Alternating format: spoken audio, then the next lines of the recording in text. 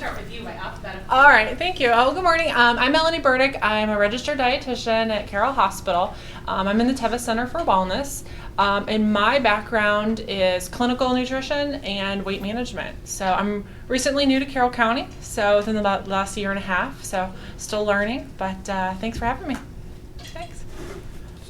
Yeah. Hi guys, I'm Seal. It's spelled like the animal and pronounced the same way.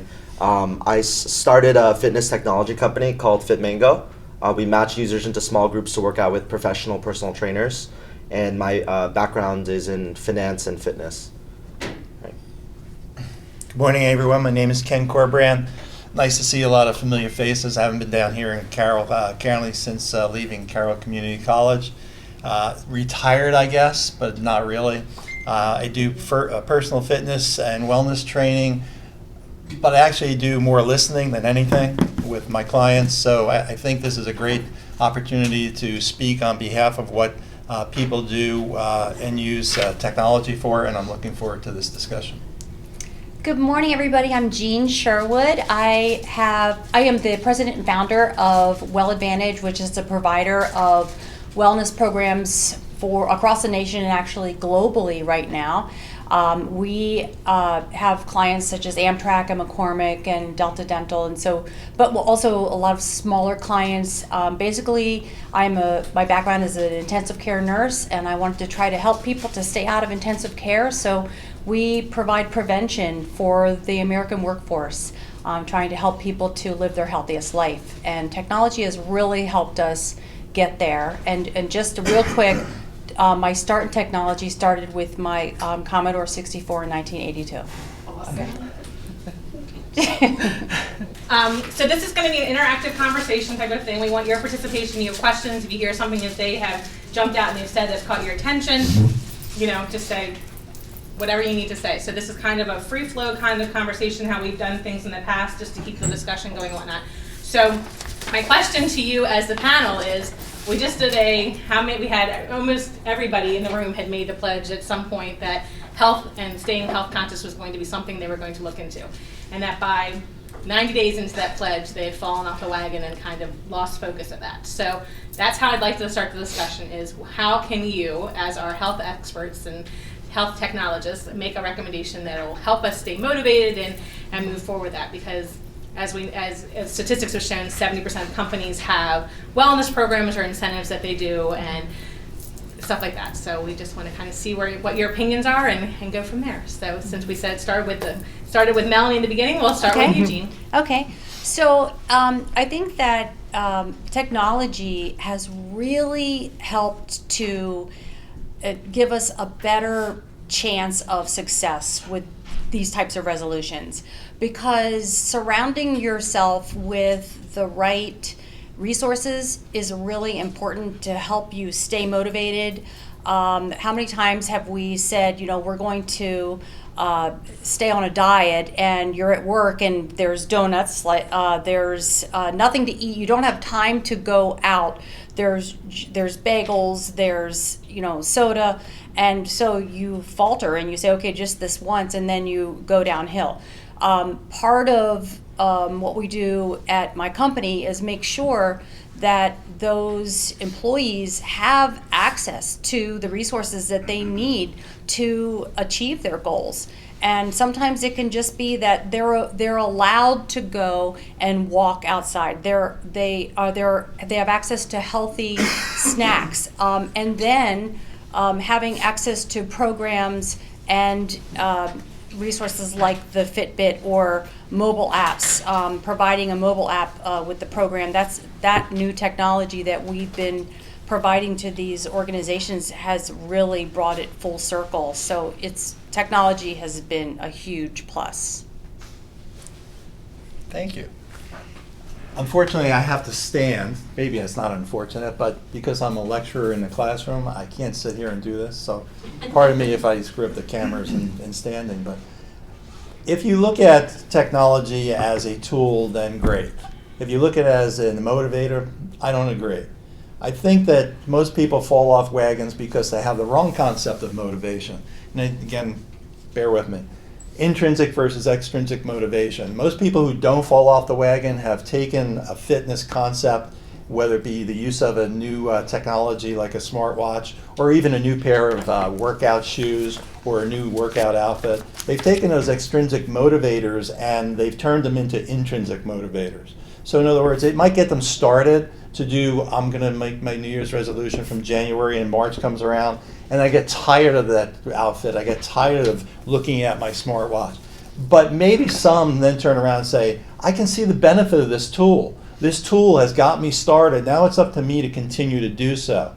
So what most people have a tendency to do is take those tools and focus on what works for them. So for example, a smartwatch, which can do everything from answer a telephone call to respond to a text message to track your hike that you've just gone on. I find most of my clients use it for really one purpose, their heart rate. And the heart rate tracking to me is one of the best ways to train someone to get motivated intrinsically, because it relates to something that they can relate to, the health of their heart. And until they start to understand how heart rate actually works in creating a more fit body, they use the watch to do that as a management tool and a measurement tool. So measuring and managing something they can easily focus on by a simple use of a smartwatch or even a heart rate monitor, which is less complicated than this, is a great way for them to continue on and do so. And lastly with that is, it's also great because they can start relating to people who have similar devices. I see an Apple Watch over there perhaps. Okay, this is a Samsung Gear, no pushing the product, but they're both the same capacity. They both get us interested in talking about it.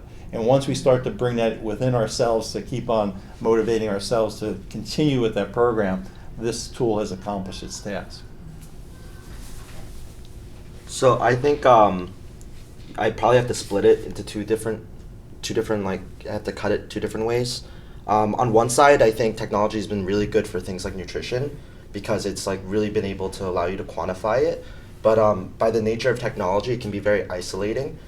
So like, although like Facebook and like LinkedIn and Twitter has like tied us all together, it hasn't done that in a physical sense. It's really just done that in really like the intellectual sense. But what that ends up doing is that people end up relying too much on the technology, so much so to the detriment of their health. So I think that a lot of these fitness technologies have actually been worse for the consumer. So if you consider like the dropout rate for gyms, I meet with gyms every day. It's part of my business, and they come to me and they say that on average they have dropout rates of 55 to 60% annually. So if this was the room, 60 of you, and we all sign up for a gym membership, 60% of you guys would not be there by the end of the year. And it hasn't gotten better, even though the technology has gotten a lot better. So when you boil it down, I think it really comes down to human motivation. And if you consider your work, your career, or your education, how do you succeed? It's been a lot based on the community effort, right? Whether it's your family, your parents, or maybe your children that you work hard for, your friends, your colleagues. People don't apply that community mentality to fitness.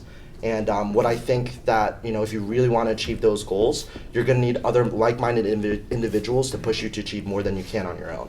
And fitness technology has focused on the individual and not on the community. And that's why I think it sort of missed the mark in how powerful it could be. And that's what we're trying to do with our app. Yeah.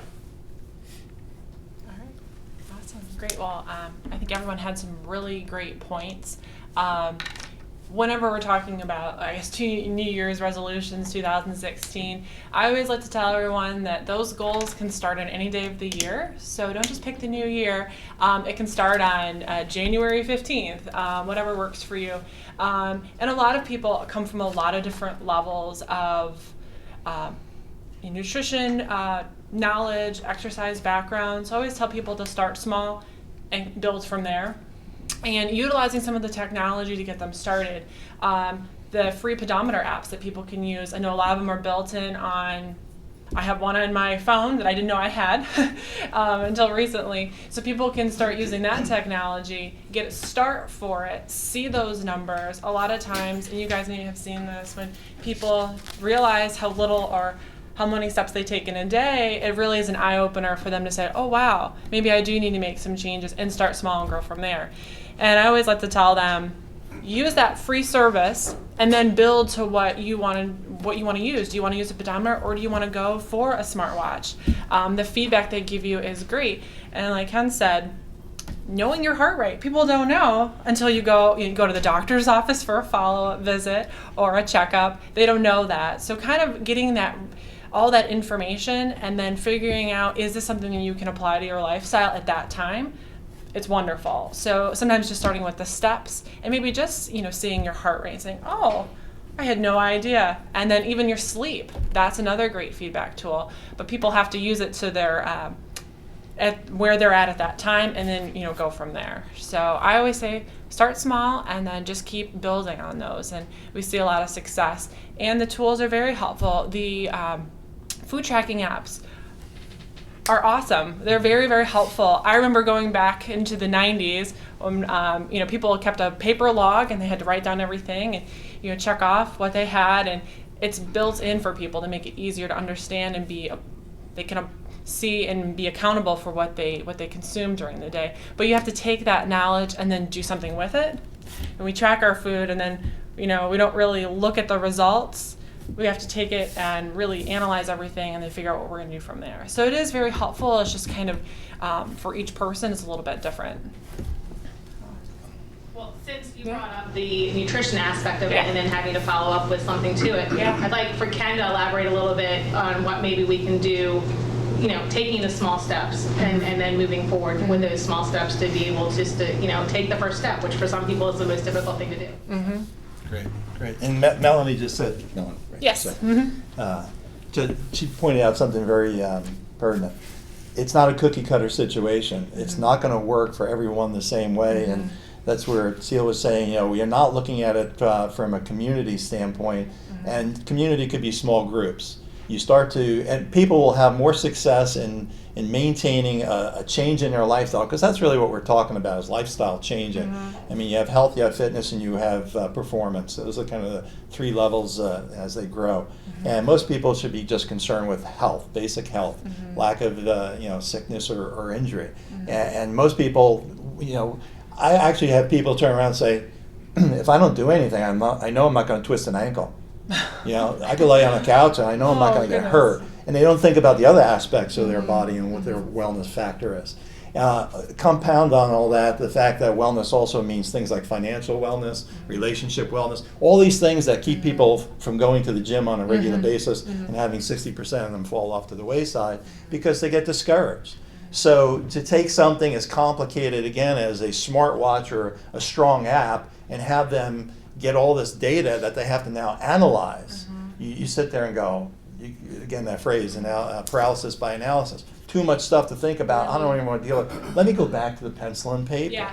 So to keep it simple, tracking nutrition, believe it or not, I find with my clients the easiest thing to do is say, this is this. If you put this much cereal in your hand, it's about 200 calories. If you put this much fruit in your hand, it's about this. And nutrition, for registered dietitians, know it best, is not an easy thing to convey the science behind, nor do people really want the deep science. They want it just simple. Just tell me what I'm supposed to do that's going to work for me, and I'll be happy to do it. And that's their intention. The key is how do you get them to really do that. So keeping it simple, as the phrase would be, keeping it as simple as possible, but using tools, again, whether it's a pencil and paper or a strong app, whatever's going to be that person's desire to do. I love using apps for tracking my movement. When I'm on the bike, when I'm mountain biking, road biking, when I'm hiking, and I see elevation changes and I see how much time it actually took in that segment of the trail, that motivates me. Do I use it for calorie counting? No, because I can tell you how many calories I take in. That's just something I've developed over the years. I know without even having to write it down what it is I'm eating and how much calories. But that's because I made a focused effort to do that, and it took a lot of time. And being science-based in my background, it was a little bit easier for me.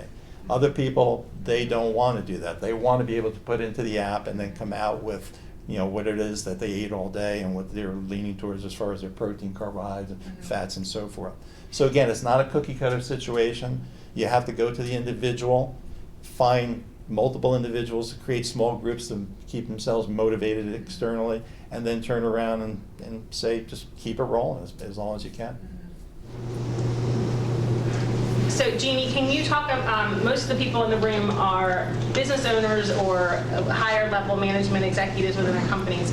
Can you talk about something that maybe ways that they can motivate their staffs for a healthier type of lifestyle or a corporate wellness type of aspect of things to, promote Okay. healthiher living? So I'm going to stand up because I think Ken looks really good standing up there.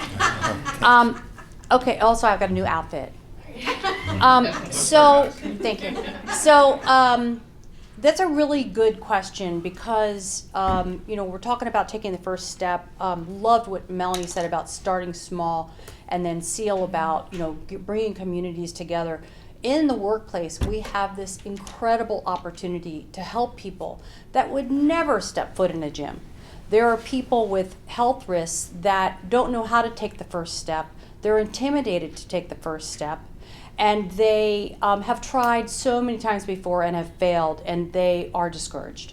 So having that culture of wellness, having those programs and activities available to them in the workplace through a program encourages them to take a tiny step and to be successful in taking that tiny step through an extrinsic reward, which will someday change to an intrinsic reward once they start feeling better and start losing weight.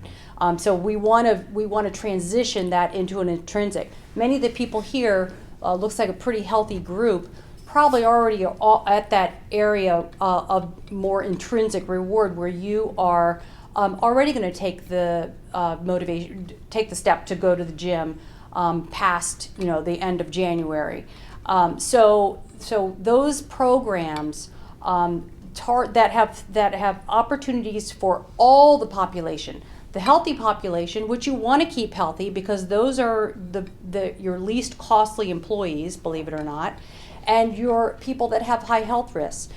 So obesity, sedentary lifestyle, smokers, that is in the workplace every single day. So if that culture of wellness can give them opportunities to take that little first step, go to the biometric screening that's being held but through the wellness program, and sit with the nurse and understand what their results mean. And then through the wellness program, there's health coaching available for all the population. They can get an actual private health coach that will help them to take that first, the next step after that. So I'm just saying, make something available for all populations within your organization that would appeal to the very healthy, the less healthy, all ages, all socioeconomic status, that it kind of puts everybody on a level playing field. And it really does encourage success. We see a shift in health risks every year. We had one company that had a 40% reduction in health risks in 1 year. That's blood pressures got better, BMI got better, waist circumference got better, neck circumference, which is an indicator of sleep apnea, got better. So those are some really, actual solid results. I hope that answers that question. So before we go on, are there any questions based upon what's been said yet? Does anybody have anything? All right. Well, I could throw one question out there Thanks. for you. As far as you're talking about New Year's resolutions, personally, I haven't done those in years, just personal preference, but there's recent research that came out that talked about whether or not you should tell somebody about what your goal is, or if you should keep it to yourself and get it done. What do you guys do as far as counseling people with that information? The two types of people who usually want to exercise, again, bear with me please, lecture. We have exercise is nothing more than formalized activity. That's really what it comes down to. So when you say to someone, you should start an exercise program, they usually fall into two categories. I want to do it socially, or I don't want to do it socially. I want to do it by myself. I can't go to a gym and do things where other people are. So they don't want to be outward in their activity, the formalized activity called exercise. Most people feel that way for different reasons, a lot of reasons. They just feel embarrassed. You know, again, you hear all this advertisement, different gyms have different ways that they promote. We don't have the guys who throw the iron around. We do. Well, you know, we have a combination. We have, you know, this type of, you know, I can't use brand names, but so different things that are, you know, industries or businesses are trying to get people to respond to from a marketing standpoint. And it's a really, again, forgetting about getting down to the individual's personality or what you're comfortable doing. So to share your goal for someone who's very introverted and doesn't want to do that, very unsure of themselves, don't have a strong, what we call locus of control, they basically will be very intimidated and probably you would turn them away. So you would explore that. You would say to them, what is important to you? Is it important to you that other people realize what it is you're doing? And we're not even talking about strangers, we're talking about family members. Most of the time, you know, they don't even want to share with, you know, children or spouses or you know, parents. And you want them to, because you know that if they do, it becomes real. You know, in their minds, it's like, okay, I said this, now I got to live up to it. But again, that's a challenge because maybe they don't want to, or they're not ready to live up to it yet. So it's one of those things where you have to listen quite carefully to see what that person, where they're at their point in time. I would rather have them be okay with just getting through the process of starting, waiting for a moment of success to point out and say, you really should tell somebody that. Or do you mind if I do? You know, tell somebody else how well you're doing with this. Because when they know, maybe they'll get excited too. So it is up, you know, basically down to the individual, in my opinion. On a more generic basis, I would try to get them to be saying that, but I certainly wouldn't push them to it. So, Steele, can you talk a little bit about, you created some of these apps and you were helping to establish the communities with your relationships that you are building. Can you just talk a little bit about that and how to go from that? And then Melanie, maybe elaborate with a little bit what our community has to offer as far as supports that are going on with different organizations in the community, or maybe some of the things that are offered around. Absolutely. So. Okay. Let's see where to start. So like everything that I do is data driven. So you start with the problem first and then you build a solution around it, right? You wouldn't want to build some random tool and then figure out like, oh, what do I use this tool for, right? Like that's not how you build a house, right? You find the nail and then you figure out, oh, should I use the hammer or should I use the axe for this, right? So that's basically what we did with the startup. So the problem that we were seeing is that was very personal to me. I walked into the gym. I had a hope and a dream to become a healthier person, and I walked out immediately. The technology there, they have trackers on the actual machines. No idea how to use them. No idea how to use the machines. The people around me are intimidating, much bigger than me, and this is on a college campus even, right? So I figured out, why don't I, build some sort of app. This is the nerd coming out, I guess. Build some sort of app that allows me to find other like-minded individuals, and then we'll be matched together based on similar characteristics, and they'll keep me accountable. And we'll throw in a personal trainer because we want guidance because we have no idea what we're doing. And that's precisely what we did. But what's less interesting, more interesting than the app itself is the creation process, which I guess since you guys are like business people, that's something that you guys would be more interested in. So I think it always starts with like a really good team. So I have some core strengths and I have some massive weaknesses, and I have my co-founders cover those weaknesses for me. So basically we all have each other's weaknesses covered as a team, and that's what's allowed us to scale so quickly. So in about a year, we've signed on about 45 gyms. We've raised several $100,000 in venture money. We've grown the team from 2 to 10 people, and we did it while being full-time college students at Johns Hopkins. So right now, I'm no longer in school to help grow this business out in California, because that's mostly where the tech scene is right now, especially for companies like mine that are consumer-facing. But I think one of the most interesting plays in the tech scene in general isn't necessarily the tracking. That's done. People have done it over and over again. There's like 10 companies that do the tracking. Some of them that were bought out by a big tech fitness company here in Maryland, in Baltimore, which, you know, we're not going to name names, but the biggest thing I think is just that from at least like the community standpoint, like the community doesn't have to be like the whole town. Like the whole town doesn't have to be after you to, you know, reach your fitness goals. It could be 2 people, 3 people. For my program, we set it for 3 to 5 people. But yeah, I hope that adequately answers the question. So on a local level, Melanie, what do we have as far as a community-based support system for things? One of the nice things that we have is the Partnership for a Healthier Carroll County, which has been really working towards promotion of wellness, exercise, healthy eating in the community. So I don't know if anyone's familiar with Walk Carroll, which is part of that, underneath that umbrella of the partnership. That is something that's free to the community, with different events that are around the county. Just getting people, you know, who haven't exercised before, just to start walking as a place to start. And sometimes it just starts, you know, taking a walk, and then it kind of builds from there to other forms of exercise. But those are, they have different groups throughout the community. And so a lot of the different meeting points that they have big groups that attend. So we're getting that, you know, group rapport. You're getting people that say, hey, you know, you weren't at the walking group, you know, where were you last week? Really helping people stay accountable to their, you know, making some healthy lifestyle changes. So that's something that's free and available. There are fitness Fridays at the mall, that people can go and walk the laps inside without, you know, being out in the cold, that they can get their steps in and have, if they don't use a gym, they can use the gym area or the mall area.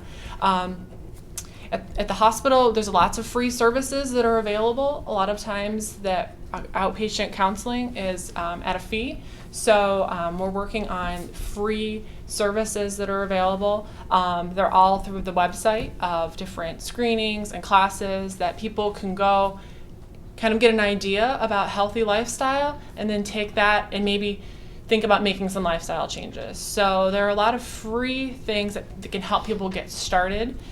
There are things at a cost, but that's, you know, depending on someone's motivation level. So there are a lot of services. Just have to check the website and calendars. But there are a lot of, I mean, I think there's really been a huge push for wellness in the community. So stay tuned. I'm sure there'll be more throughout the year as the weather gets warmer. You'll see lots of things popping up. Can I just ask, Yes. Melanie, do you know, are there any, does the hospital do screenings, health screenings, that sort of thing, that are free for the community? We do. Like blood pressure screenings? We do. And that sort of thing? So, Yes. and you can just find that on the website? Yes, we do those at the different senior centers throughout the community. They're also on our wellness calendars, grocery stores, periodically throughout the month. We will rotate through the county. So, you know, if someone's out and about, they want to see what their blood pressure is, absolutely, you know, look for us. We do nutritional screenings that are 30 minutes for free. A lot of people have no idea what to do, or maybe just have questions, and that's a start for them, and to see if they're ready. Are they in that mindset to start a healthy lifestyle? Or maybe they say, well, I don't know if I'm ready yet, but at least they had that exposure. We do health risk screenings. That's something else. People from the community that may not be going to the doctor's office. A lot of people don't want to go to the doctor unless they really, really have to. So one of the things that we want to have accessible are for people to have their labs drawn and get those results and see a health screening, probably very similar to some of the things you do, and just see those numbers on paper without having to go to a doctor. Sometimes until you see those numbers, you have no idea what's going on in your body, and people may have not been to the doctor in 10 or 20 years. We see that. So getting that for a low cost is another good place to start, because you can't argue with those numbers. So there are a lot of different screenings. There are skin cancer screenings, knee, hip screenings throughout the year. So there are a lot of services that are available. People can get a start and then go from there. This is also for you, Melanie. With fitness in the community, I recently had a survey come across my desk. I think it was from Parks and Rec, regarding pedestrian and bicycle paths. Have you heard anything about that, or what that might look like? Because I think that would be fantastic for the community. I know that there was some work done on some different guides for, you know, exercise or, you know, hiking paths and different areas for recreation that was going to be published. I think that's still in the works. I know through the county website, they do have things posted about different trails, but I'm not sure how much information is available. The one area that still seems to be disconnected is the area of proactive versus reactive prescription, in a sense. Not taking away from any of the medical community that reacts to someone coming in thinking they have high blood pressure, therefore they have to have some remedy for that, usually in a way of a prescription medication. Our medical community is still trying to align with the preventative aspect of the healthcare industry that says, look, if you do this, you probably won't have to be on medication. You take a young person under 30 years old, they probably don't give a you-know-what about their blood pressure. They don't even think about their blood pressure. You take somebody 55 plus years old, they don't want to know about their blood pressure. So it's like a hard thing to do. But if you take the concept of saying, look, you have this app now, even on your phones today, you just put your finger up there, you get your heart rate. Soon it will be the same thing with very accurate blood pressure readings, glucose readings, and you say to the individual, this is not medicine in a reactive way, this is medicine in a preemptive way. Okay, in fact, there's exercise medicine is being spearheaded by Hopkins. No, one of the universities is really going ahead and turning around and saying, let's do this. Let's get our medical community, most of our GPs, saying get preventative as opposed to reactive. So when we hear about all the screenings, that's the way it is now, and I think it's changing to, instead of having people go to hospital settings or clinical settings, they're actually going to recreation areas. And why they're going to do the trail walk on the multiple, there is a big trail system right here in Carroll County, right? While they're also going to do a quick reading. And it could be from a medical professional from the hospital, or it could be just a personal trainer who's basically educated in that area and skilled in that area. So it's more along the lines of trying to get those two areas to come together, the preventative and reactive, and hopefully go more towards the preventative in the future. So. Can I say something else? So that's a really good point, Ken. And there is kind of a movement with the medical community trying to use technology to bring all of the information full circle. A term called mHealth, where somebody would be able to use a device to track their exposure to a chemical, track their actual chemical health of their body. Those types of scanners are coming about. NIH is doing a ton of work on this, so that somebody would be able to use their mobile app and look at their record of all of their labs, and what the doctor would be able to see all of this plus their activity that they're doing, so that the prevention coming in with the medical community. Supposedly NIH, I think last year, awarded over 150 grants for development of apps. Celia, you're on the right track. Thank you. Anyway, check NIH. Yeah. Anyway, it's just all coming together. So that was an excellent point. Actually, So I think one of the biggest issues about just businesses in general, especially in the health space. So this is like health insurance providers, whether it's hospitals or even personal training businesses, even gyms, right, is the fact that you really only serve the people that can afford it by nature, right, of the business. And when it comes to health, the way that, we're offsetting a lot of the health insurance costs put on by the most vulnerable citizens in the country is by spreading the cost of the rest of us. So by, in terms of actual prevention, the massive multiplier effects that we could save by, helping prevent cardiovascular disease and some of the other massive heart-related diseases that affect people, of a lower socioeconomic level than I would say most of you guys are in, probably, is, I think, tremendous. And that's the most exciting part about technology for me, is the fact that it's democratizing. So, if you guys pull out your phone, we all probably have the same phone as the 10 richest people in the world, right? 100 years ago, we couldn't have anything that the 10 richest people in the world owned or spent time near, right? So the fact of the matter is that technology brings down the cost of things that otherwise you couldn't afford, and it does so for mostly everybody.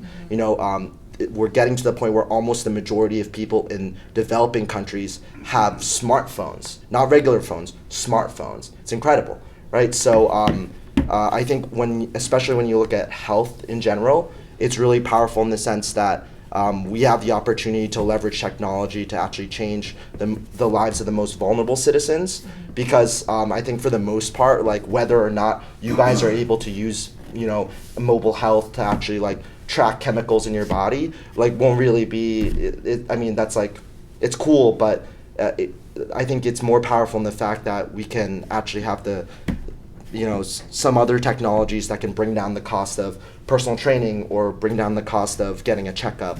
And I think that's where the more exciting part of fitness and health technology is, more so than like you can read all these biometrics about yourself.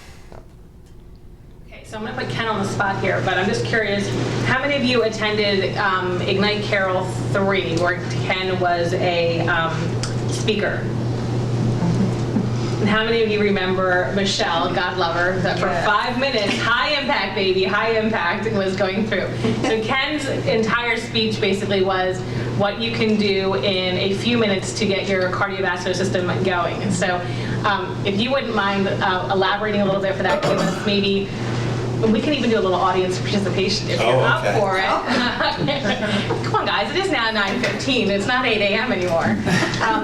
Maybe give us like a minute of what our high impact can be, so that we can elaborate on that today when we go back to our offices and our staffs and we're getting that 2 o'clock lull, because I'll have that 2 o'clock lull today. To be reinvigorated and get refocused and that kind of stuff. So maybe you can give us some tips of what we can do in our offices when we're feeling down or hitting that point. Right. What was that, about a year ago, 2 years ago? I can't remember. Yes. Okay. Yeah, so even in that short period of time, I think research has really come to say that what is high intensity interval training is probably giving you more bang for your buck than long term. I'll spend 3 hours in the gym facility running on a treadmill, lifting heavy weights. And the good part about HIIT, H-I-I-T, is that you can modify it to be something that you can incorporate into your everyday life. And all you're really trying to do is say to yourself, if I have a smaller window of time, let's say I only have 10 minutes throughout the course of the day, what can I do in 10 minutes that's going to help my health? And from a fitness standpoint, you're not going to become an athletic performer. You're not going to go play, in the pro leagues or do the Olympics. But at the same time, it can start you on that road. You can actually improve the cardiovascular condition of your body. You can increase the muscular strength in your body, and it's simply just using your own body weight. So one of the things, for example, someone will turn around and say is, I'll have them do a bar squat, right? And, well, I can't lift that. And the answer is, well, how much do you weigh? And, well, I weigh 135. Well, you technically can, do a squat with 135 then. If you can jump off the ground, you can do a squat with 135. It's the same thing. And they don't even think about that. Now, I don't want to do that all the time, but I get them into the mentality of there are simple things you can do that the next thing you know, you're going to really go, wow, I feel it. And usually you feel it 2 days later, by the way. And there's nothing you can do about that. That's a syndrome. So what you want to do, though, is start to think, if I had a chair, and I only had a chair, what could I possibly do with that chair?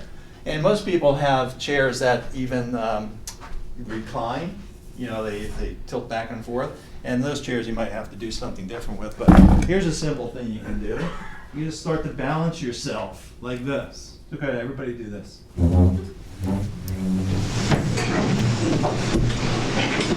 Now make sure you're at the edge of the chair. Make sure your feet, your legs out as straight as you can. And you should start to feel a little bit shaky in the abs, a little bit loose on the back. And what you can do then is you can also turn around and take yourself and start doing these things called dips. So give that a try if you like. Don't hurt yourself. But that's a simple thing. And you're doing that while the boss is gone, by the way. So while the boss is gone, you're basically doing it. And then you just sit up. And you just hold yourself that way, and you can do some bicycles. You can just think, just keeping your feet off the ground. Simple as that. And then when they're really gone, and I'm probably gonna hurt myself on this one because I'm a little tight. So you just start stepping over the chair, and you just keep on doing this. And when they come by, you just like this. In 10 minutes, you'd be surprised. You go, that felt pretty darn good. The other part of it is, somebody mentioned walking. How many? Oh, I can't go out for a walk. I have no time. I can't get away from my desk. What do you mean you can't get away from your desk? Do you think, what is it called, sneaker mail? Instead of email, turn around and take whatever you have to tell somebody and walk and go tell them. But when you walk, I always say this, walk at a pace that you either have to get to the bathroom real quick, or that you're late for a meeting, or there's the last piece of cake in the break room and you gotta get it. So any one of those paces will get you to get your heart rate up. And all you have to do is get it up slightly. It doesn't have to get real high. So a little bit about what you can do, have some fun doing it, get other people to do it as well. Ken, can you tell us a little bit about what you should target for a heart rate to work out? Good question. The old rule of thumb, don't go by it anymore, but for the general public, it's still good. 220 minus your age is your maximum heart rate. So if you're 60 years old, do the math, right? But you don't really want to get to maximum heart rate. You want to get to about 80% of that. And people start to get into all these calculations and these fat burning zones versus anaerobic versus aerobic, and that's all well and good. But a resting heart rate, when you first wake up in the morning, a resting heart rate, if you were able to take it using your app, using your watch, would be waking up without an alarm and saying, what is my resting heart rate? If it's anywhere between 50 and 70, you're doing pretty darn good. 50 would be really good, 70 would be a little on the upper side. Most people are around 56 to 60, and that's okay. So what you would really do is you try to take your 220 minus your resting heart rate, come up with the difference, and you have kind of like a reserve area in there. But don't get too crazy about stuff like that. Just know that if you were doing something in a strenuous way, you'll know it. In fact, what we try to do, and tell me when to stop, please. Yeah, what you want to do is turn around and say, if I go running from here to that wall, I call that a 6 out of 10 in difficulty. So if I walk to the wall, it's a 2 or it's a 1. If I run a little faster, it's a 4. If I really sprint hard, it's going to be a 9. And believe it or not, the 9 is going to relate to a higher BPM, and the walk will be a lower BPM. And so if you're supposed to be averaging around 65, 70 throughout the course of the day, and you only get up to 80 or 85, that's good, but it's not going to be as good as 110, 120. And the longer you sustain that elevated heart rate, and again, this is for healthy people, mind you, disclosure, this is not for people with sickness or illness. With a healthy heart, you should be able to get your heart rate zone up in around 70 to 80%. And if you do that for 10 or 15 minutes a day, you're going to notice it within a few weeks, a couple months, that you're going to feel that much better, you're going to eat better, you're going to sleep better, all just by doing that, because that's really the base, the engine of your body is your heart.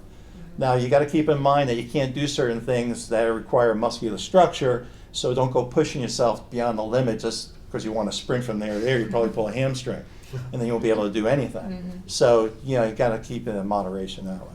Does that help? Yeah, that's perfect. Thank you. Do any of the panelists have anything else to contribute to wrap things up? Just what Ken said, 10 minutes at a time. A lot of people, they think about exercise or being active. Oh, I don't have an hour at the gym. 10 minutes. Instead of, go walk, instead of sending an email, go walk to talk to someone, or use the bathroom that's on the other side of the office. All those little things add up really, really quickly, and it becomes just part of your day. I think it's just building that into your routine. Not taking the stairs anymore. Try to beat someone up the elevator. How many times have you guys ever done that? You're on the first floor, someone's waiting for the elevator. You come up on the third floor and they're just getting off the elevator and you're already down the hall. So those little things add up.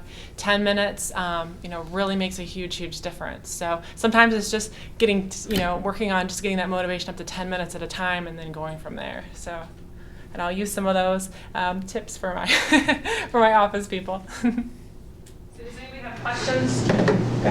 So I have a question for you. Absolutely. And this might be based on a bad understanding, but I've heard or read that gyms rely on a certain level of attrition. Sure. Absolutely. Because that's how they, plan crowdedness and whatnot. So you're going in and meeting with gyms, and effectively by building these groups together, you're going to increase the number of people that are traffic, right? Sure. Which, granted, long term, there's a business case. What kind of challenges are you facing with their current business culture, and then trying to integrate your app with? Oh, absolutely. Yeah, so this is a concern that investors bring to us, not really gym owners, because we have to sell for them pretty on on lockdown. So basically the idea is that, just so you guys understand, when you don't go to the gym, you're not physically there. Therefore, there is more space for them to bring on more people. So the idea is like they're making money by you not being there because it's less traffic, so therefore they can have a greater user base.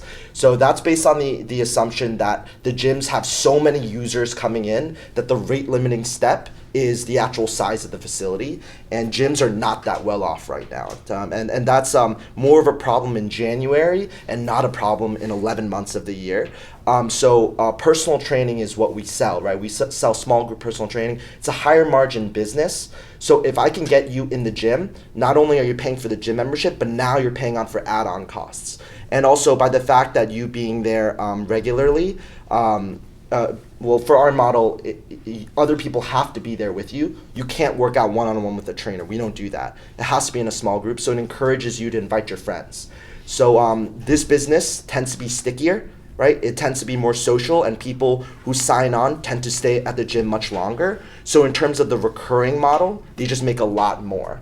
And when you talk about cents and dollars, not every dollar is equal, right? And what I mean by that is that when you make money off of a subscription basis, you can rely on that. So it becomes more, you can use it for other expenses that maybe have, I guess, like a longer tailwind. I hope that makes sense. But whereas if somebody's jumping in and quitting and jumping in and quitting, you can't really rely on that money. So you can't use it for any CapEx or anything like that. So in general, I think it's based on kind of based on a misunderstanding, one, and two, businesses just want more money. And if you can promise that each user that you bring in will not only pay for the membership, but will do the next big step, go from like silver to gold basically, then more power to you and the gym, I guess, and the trainer, and eventually the health insurance provider. But that's in a while.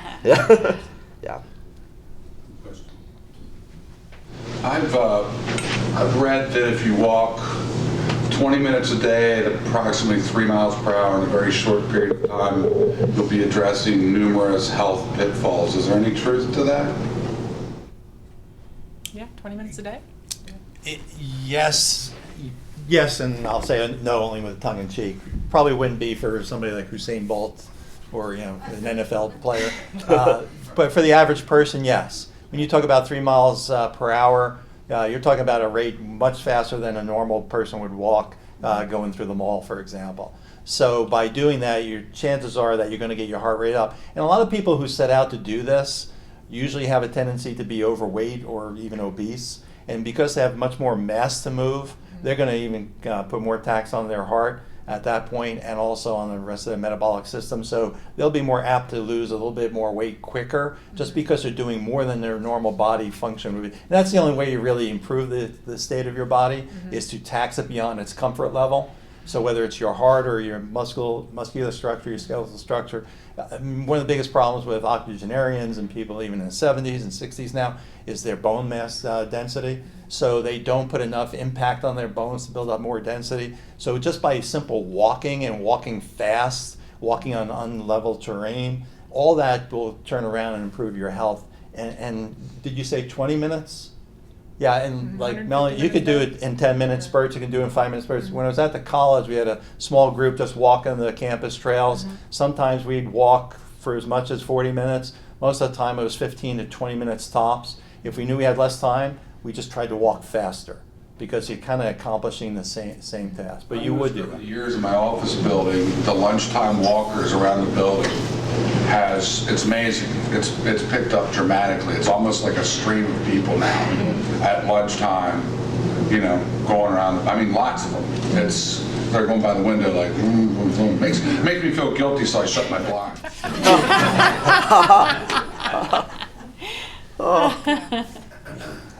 Jeanne was saying, when it comes to corporate fitness, sometimes the best thing to do is get people active. Just get them active. Don't try to make it so sophisticated. We have schedules and everything. Yeah, they're necessary. They do help. But sometimes it's just a small, and don't expect it's going to be for everyone.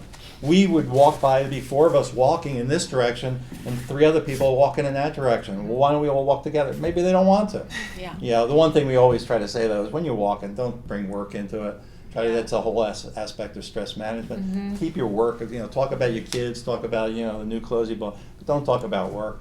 But just because they're walking doesn't mean you all have to walk together. And Ceil's right on the key. I mean, personal training right now, small group fitness, that's the way to go. One-on-one, concierge type is most of what I do for professionals, but that's not going to get people really rich in their aspect to become wealthy in personal training. But small group personal training and for the health of fitness facilities, he's right on target with that. So yeah. I did want to mention that if you're the boss and you're closing the blinds, then it is maybe not so great, but because they find that for participation, they are for these programs, they're always tracking engagement and participation, and are people sticking with it, just like people will fall off. So when upper management participates, the participation rate is much higher. So you'll even have to give people as many rewards, because if you're the big boss and you're out there walking, they kind of want to walk with you. They see that happening, or they say, hey, that's a role model. I mean, whether you know it or not, you're a role model. And so that along with communication are just as important as any kind of reward you would do. So I just want to mention that. But it's okay, we won't judge you. No judging. Yeah, and the minimum is 150 minutes a week of moderate activity, like the brisk walking. So the 20 minutes 7 days a week, you're right on track to get, those health benefits. So 150 is the bare minimum. Any more than that, the more benefits you'll get. So if people can be active every single day, even at work and on the weekends, they're one step ahead for their health benefits. Any other questions from the floor? Okay, well, thank you to our panelists. This concludes our informational, educational session of it. I'd love for you guys to stick around for a little bit if you don't mind. That way we can conclude our business end of it, which will only be a couple more minutes. People can come up and talk to you about individual questions or go from there if you're okay with that. So we can give them a round of applause. Thank you.